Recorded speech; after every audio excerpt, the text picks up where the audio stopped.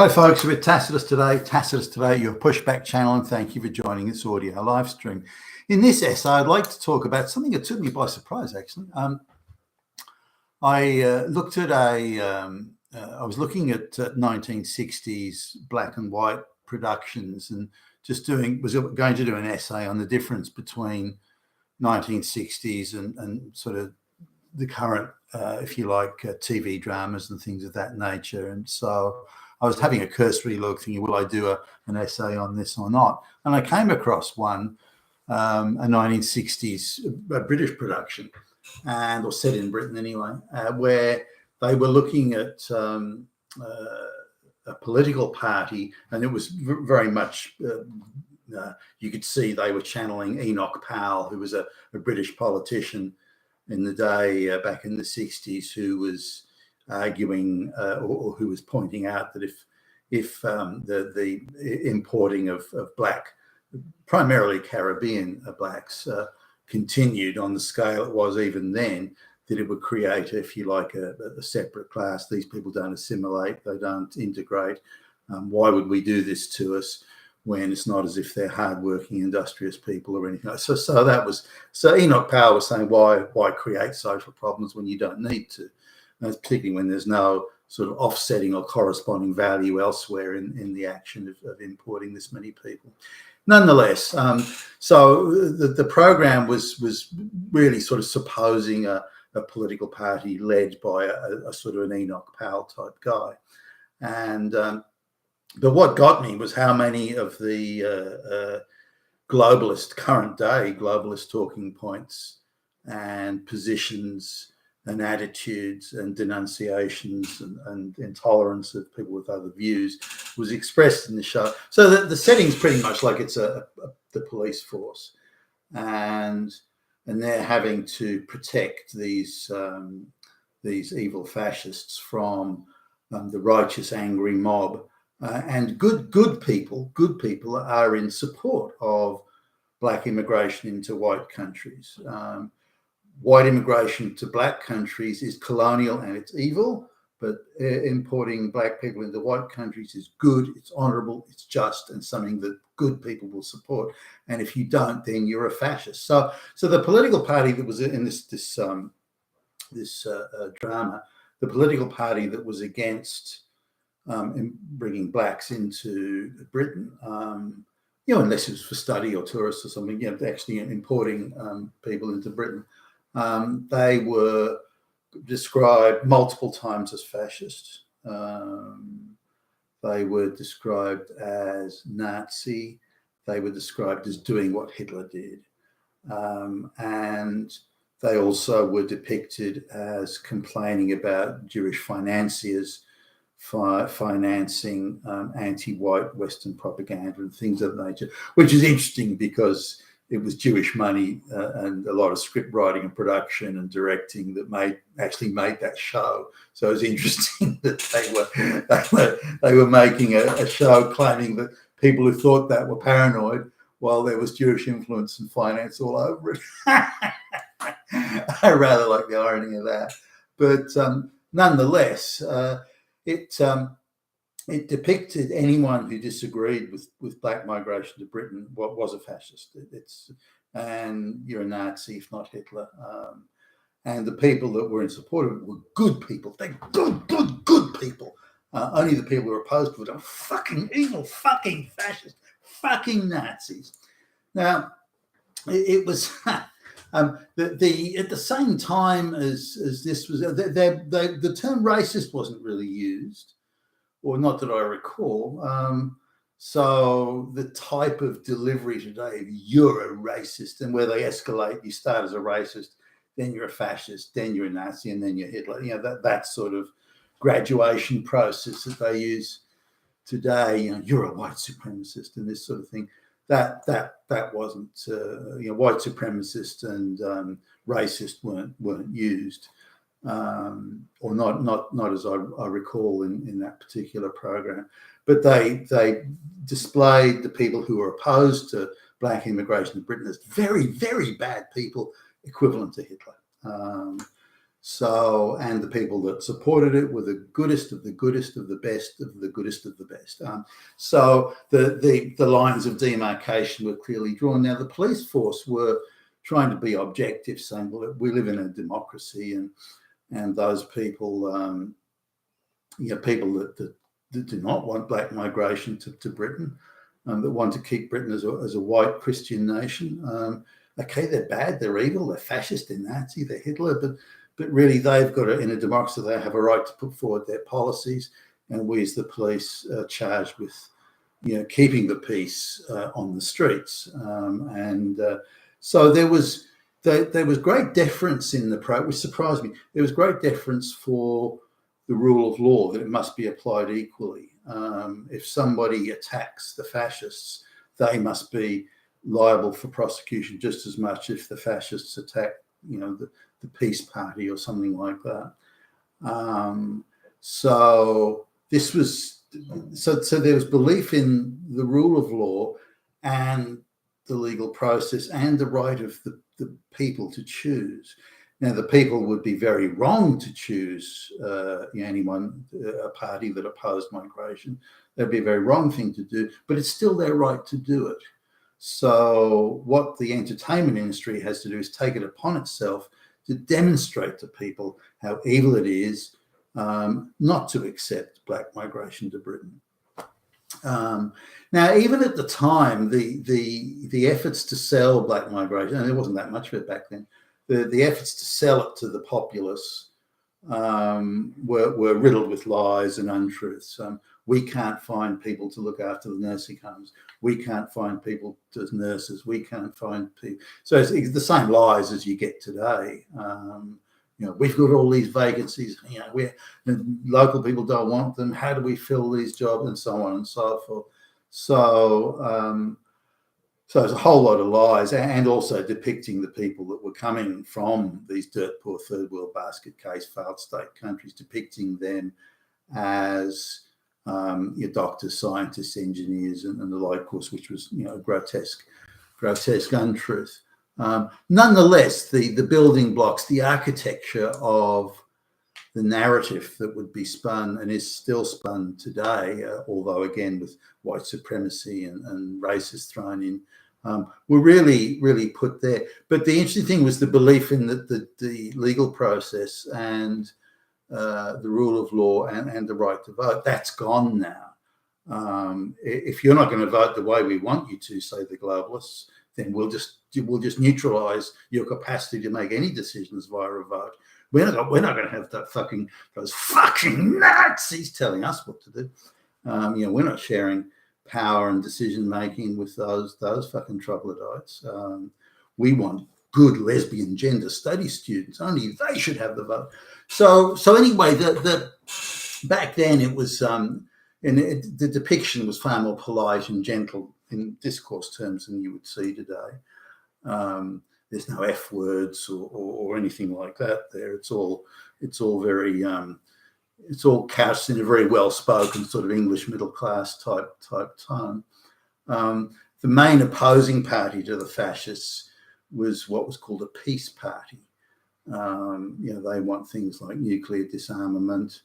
They want very strong, hinted at, not directly said, very strong suggestion of gay rights, that sort of thing. That was woven in there, and again, the fascists are opposed to this, which means, of course, they're all Hitler. The other thing that was interesting was that the only bad behavior, the fascists are relying solely on bad behavior to win. They were the ones telling the lies. They were the ones setting off the bombs. They were the ones doing the evil things. The other side was pure and good. They never did anything wrong. They never stoop. They never tell lies. They never do the wrong thing. When in fact the reverse is the case. Those in support of the black immigration were the ones telling the lies. The ones who were opposing it were the ones telling the truth. But that was flipped in the script and in the presentation there. Remember, this is 1965, so I mean, we're talking fucking 60 years ago. Like I'm 1 year old or something when this was going on. So anyway, So it's clearly propaganda, and it's you can see the Jewish touch to it. So so I think, okay, well, when I go and look at the directors, the producers, the financiers, the scriptwriters, the people that that put this show together, this anyone who opposes black migration is a Nazi and so on. Black migration into white countries, not black migration to other black countries, but exclusively into white countries. Then I'm not going to find any Jews or any Jewish financing. I'm not going to find any gay, lesbian activists. It's just going to be ordinary people that sincerely believe that black migration into a white country is somehow a good thing. And people that don't assimilate, people that don't integrate, it's a good thing. So, all right, now I know what I'm going to find. You notice the paw prints and the structure and the depiction and the delivery and the justification and the this side bad, this side good. You notice all the building blocks there. And so I go, and sure enough, it's financed by a Jewish media entertainment group out of the United States. It's not even a local British group. So now the main shaker mover in there, or who's appointed as the main shaker mover, is a little homosexual dwarf who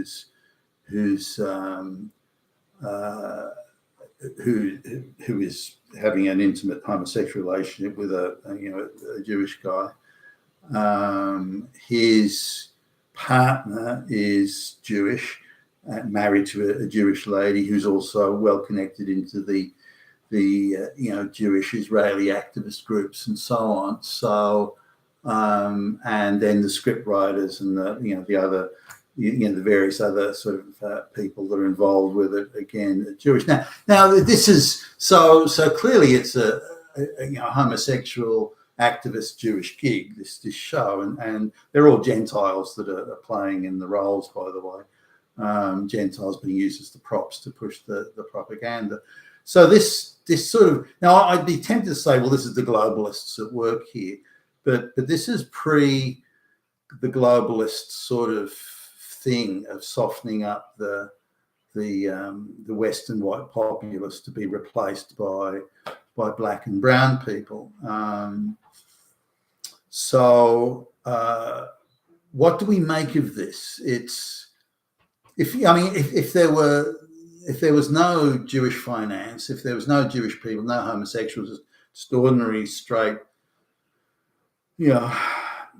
white male Gentiles, would they have made that program? Would they have made even anything resembling it? The way it was depicted is the mass of the population were angry at these evil fascist Nazis for saying that Britain should be a white country. This was the height of evil. Why would they depict it that way, making out that the mass of the people were outraged and angry against these evil fascists? So it's a combination of the gay rights and now, if you look at the sort of, again, this is not long after World War II, and the Jewish diaspora have definitely got some grievances coming from that, no question. But it still comes back to that Jewish position of because the Nazis didn't try and kill off the Jews, that they wanted the Jews to leave Germany. And they were invited to do that. In fact, the Nazi government put quite a lot of resources at the disposal of Jewish people to get visas to emigrate to other countries, such as the United States and so on. But not the Great Depression was on at the time, and most of the countries didn't want to take in any immigrants other than, and all immigration was being slowed down. Didn't want to take any immigrants unless they were highly skilled and had skills that were in short supply or needed in that particular economy. So if you were Albert Einstein, not a problem. You could get a visa. You could emigrate to another country, as Einstein did. But if you were the local, delicatessen shop guys, you were the local tailor or something like that, then your chances were pretty slim of getting a visa. Now, there are only 400,000 Jews in Germany at the time. This is out of a population, pushing 80 million, I think it was.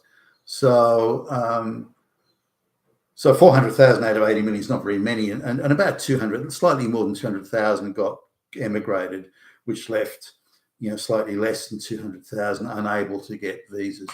And as we know, things didn't work out so well there. But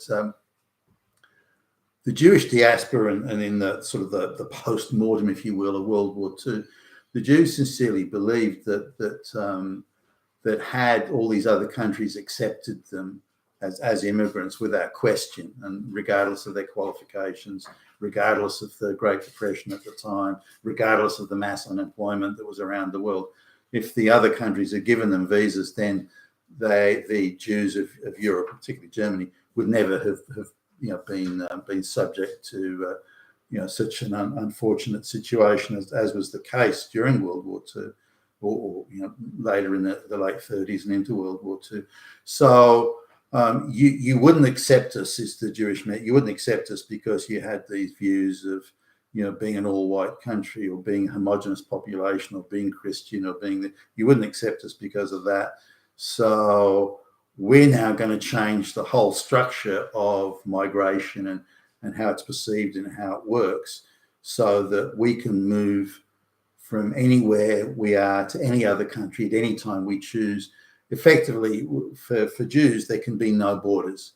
For Jews, there can be no border. We are a persecuted population. So for Jews, there can be no borders whatsoever. And therefore, we have to work in a propaganda and a behind-the-scenes sense and so on to achieve this borderless world, at least for us.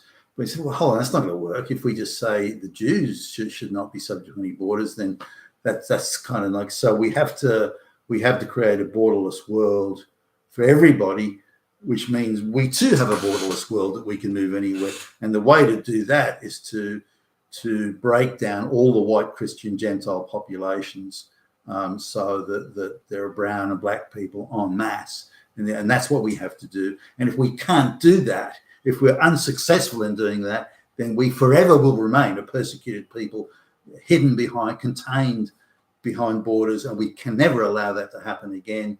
So we must do this. So we must promote mass black migration to places like Britain. It has to be the rich countries, because those are the countries we want to go to. We don't want to go to the fucking poor countries, for goodness sakes. So this was the architecture of the thing. Now, again, if there were no Jewish people involved, no homosexuals involved, and it would. But I don't think a show like that would ever got made without the very heavy-handed, and very substantial Jewish and gay and gay activist involvement in there. So we really need to put that in perspective. And why did I know? Why can I just look at a program like that? Again, Gentiles are all the actors. How am I able to look at a program like that, a TV program from the 60s or from any time? And I know with that, before I even start the research, I know that there'll be Jews and homosexuals all over it. How do I know that? I shouldn't be able to know that. I should be able to look and go, well, anybody could have done that. But it's a piece of fucking propaganda that's promoting this borderless world. And it was back in the 1960s. And the diaspora that has the biggest investment in the borderless world and perceive it's the best device for their protection. We can go anywhere at any time we need to or want to. Then I know it's Jewish. You just know. But I shouldn't be able to know that. No one should be able to. But it was propaganda back then. Now that globalist, I've assumed and believed that the propaganda of the globalists today or recently, the last 25 years, is unique to the globalization movement. Now, not that it doesn't cross over and intertwine here and there with the Jewish diaspora's need, as they see it, for their own protection and methods and devices and pursuits that uniquely protect their own diaspora, and they would see it as from unique persecutions. I don't see it that way, or quite that way. I'm wondering and speculate sometimes that did the globalist movement come out of this Jewish need to protect themselves, and again, as they would see it, through a borderless world, Because if in their cognizance we can go anywhere, the minute there's the slightest whiff of persecution, we can go from area zone of the world A to B to C to wherever we want to go. That means people can't hurt us, and we can just set up shop in another place. So I see the globalization movement somehow fused with the Jews protecting themselves with the borderless world movement, and the two combined and became one. So today they're indistinguishable. You've been with Tacitus today at your Pushback channel, and thank you for listening.